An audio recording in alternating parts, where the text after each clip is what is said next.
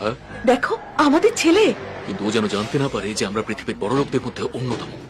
আর জানিও না যে এতদিনে ও কিভাবে মানুষ হয়েছে। পরে যখন বলবো তখন মজা হবে, ঠিক আছে? ব্রেকিং নিউজ, পৃথিবীর সব থেকে ধনী বিজনেস গ্রুপ ম্যানফিল্ড গ্রুপের চেয়ারম্যান মিস্টার নায়কের ছেলেকে খুঁজে পাওয়া গেছে।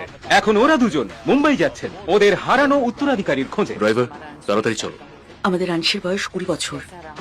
কেমন ছিল ও, কিভাবে মানুষ হয়েছে, আমাদের ছেলেটা অনেক কষ্ট সহ্য করেছে।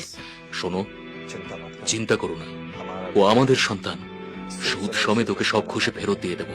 ওর কোনো কিছুর অভাব রাখবো না। ঐশ্বর্যে ভরে যাবে ওর জীবন।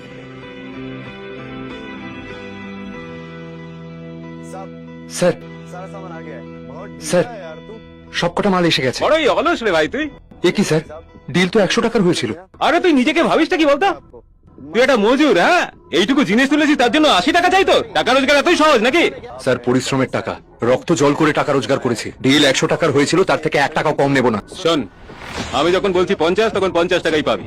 যদি পছন্দ না হয় ফিরিয়ে নিয়ে যেত জিনিস। তুই এক কাজ কর, এটাও নিজের কাছেই রাখ। এই এই, সত্যি জিনিস ফিরিয়ে নিয়ে যাচ্ছিস নাকি? আরে এতে খারাপ লাগার কি হলো? এনে। আর আজকের পরে যেন তোর মুখ না দেখি। তোর মতো মজুরের যোগ্যতা ওই 80 টাকারই হয়। চল বেরো।